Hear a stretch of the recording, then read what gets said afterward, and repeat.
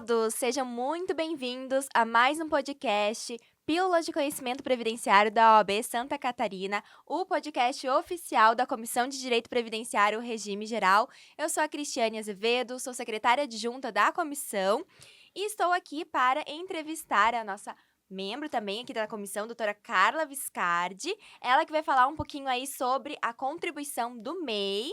E seja muito bem-vinda, doutora Carla. Gostaria de se apresentar rapidamente antes de nós começarmos? Obrigada, doutora, pela oportunidade. Obrigada ao AB, obrigada aos presidentes, obrigada ao nosso presidente da nossa comissão, que teve essa iniciativa maravilhosa de termos o nosso podcast para atualizar a nossa categoria. Doutora, eu vim falar um pouquinho, então, sobre o MEI, né?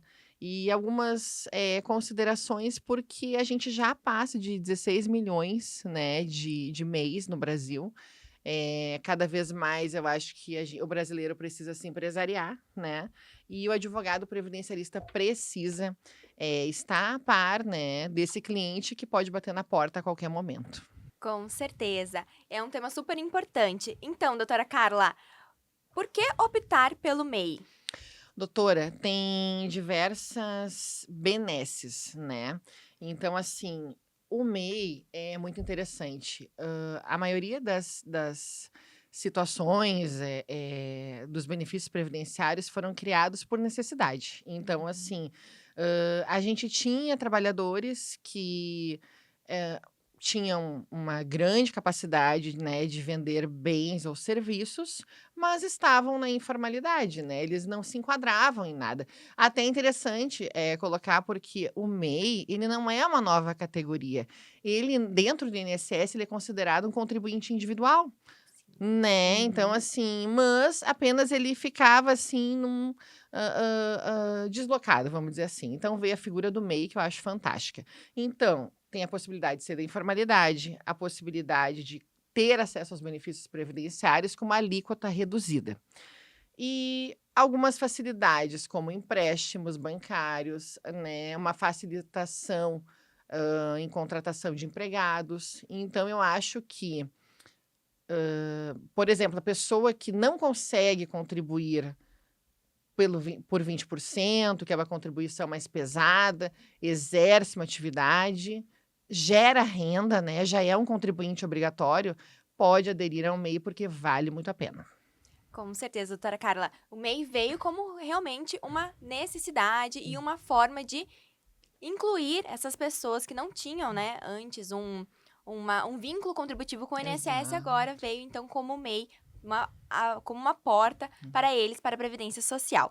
Mas qual que é a cobertura previdenciária do MEI? Perfeito, boa pergunta, doutora. O que que acontece?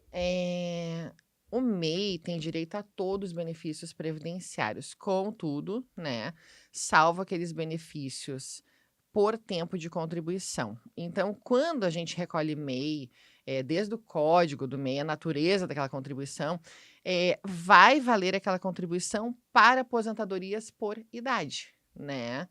Contudo, existem mecanismos que a gente vai adentrar, que a gente pode tentar reverter isso.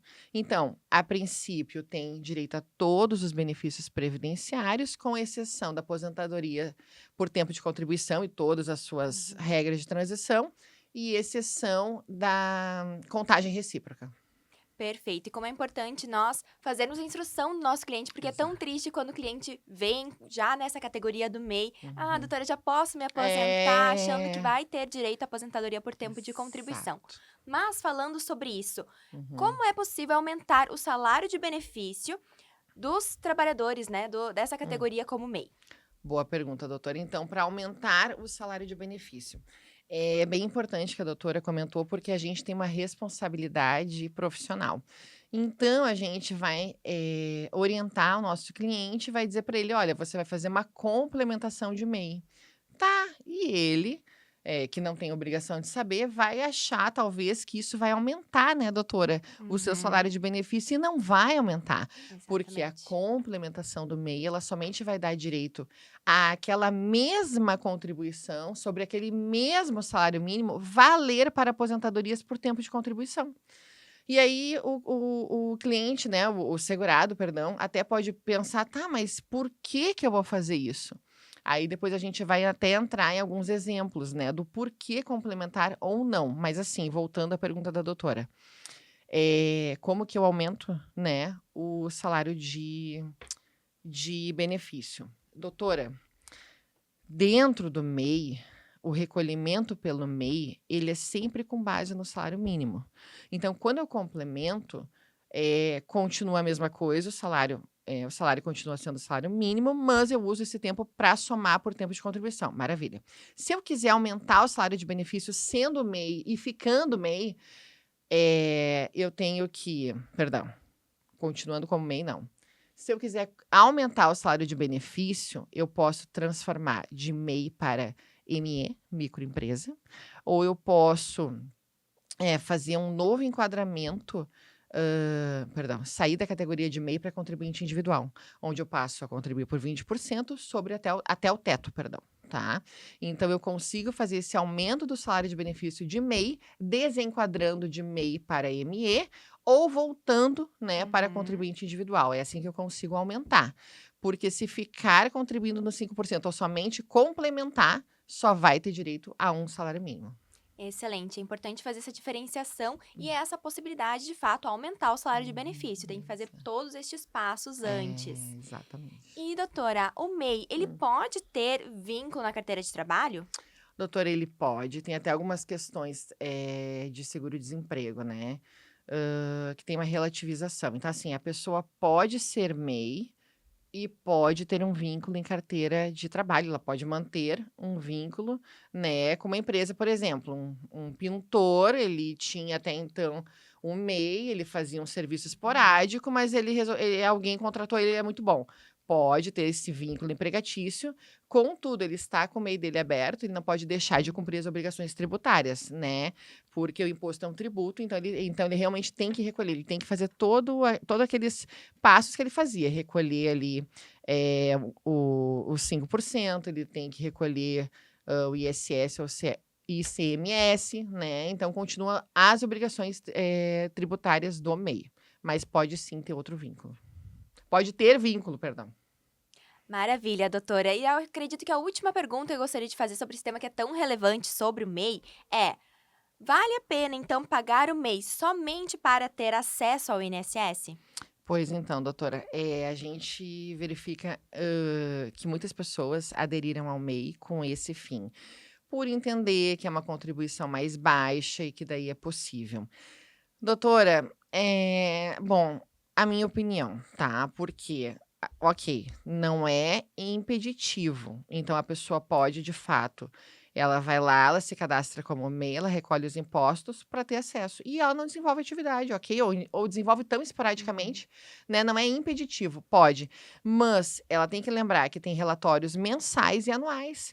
E que tem algumas alterações. Então, se a pessoa não tem movimentação, ela sofre algum desenquadramento, se ela muda a natureza, a função. Então, assim, eu, Carla, exatamente, não verifico vantagem em manter um MEI somente para ter acesso ao benefício previdenciário, né? Porque tem essas obrigações e vai ter que manter. E a gente vê muitos casos de pessoas que não pagam MEI a dois. A doutora deve ter muitos Sim, casos, né? com certeza. Então, assim, aí entra o advogado, entra o contador e aquela situação, daí tu tem que fazer a baixa do MEI, tu tem que fazer um hack para corrigir. Então, assim, eu não oriento. Se é só para ter acesso ao benefício previdenciário, tem outras possibilidades. Então, acredito que não seja necessário ter que manter todos esses relatórios que precisam ir para a Receita Federal a fim de ter acesso aos benefícios previdenciários.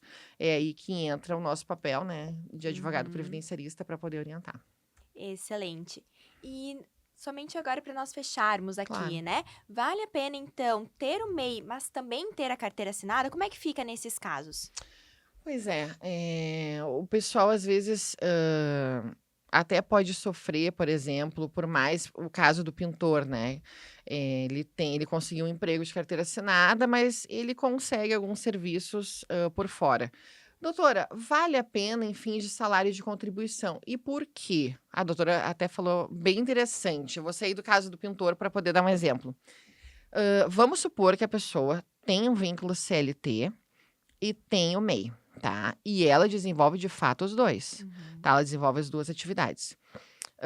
Se esse emprego CLT contribuir no teto, ele não tem obrigação de recolher o MEI, porque ele já está contribuindo no teto. É o caso dos, ressaltar. né, doutora? Uhum. Puxa o gancho dos médicos que faz plantão Sim. aqui, faz plantão lá, e eles, salários Vão altos, somando. né? Exatamente. E tem até restituição, né, doutora? Então, Uhum. assim, consegue essa restituição, essa devolução por pagar a mais. Então, não cancele o seu MEI, por exemplo, se ficar apenas pensando que tem uma obrigação, porque esse valor vai somar para salário de contribuição. Então, se for real, se for, como é que eu vou te dizer, a realidade laboral da pessoa, vale a pena, porque o salário vai não aumenta o tempo, porque o tempo é igual, né? A doutora me puxou um gancho agora. Muito cuidado, porque vamos supor, atividades concomitantes, né, para comprovar, eu tenho carteira de trabalho, tá assinada, e tenho MEI, e quero então usar essa contribuição. Somente vai computar essa contribuição do MEI complementando também. Não é só no 5%, é ainda por cima fazendo a complementação. Sim. E doutora comprovando a atividade que não esteja dentro das atividades daquele MEI, tá? Então, por exemplo, eu tenho, perdão, da mesma atividade laboral, porque existe um desvio, assim, né? Então, aí entraria mais um planejamento previdenciário, para verificar a possibilidade, se vale a pena gastar tanto assim para manter, né?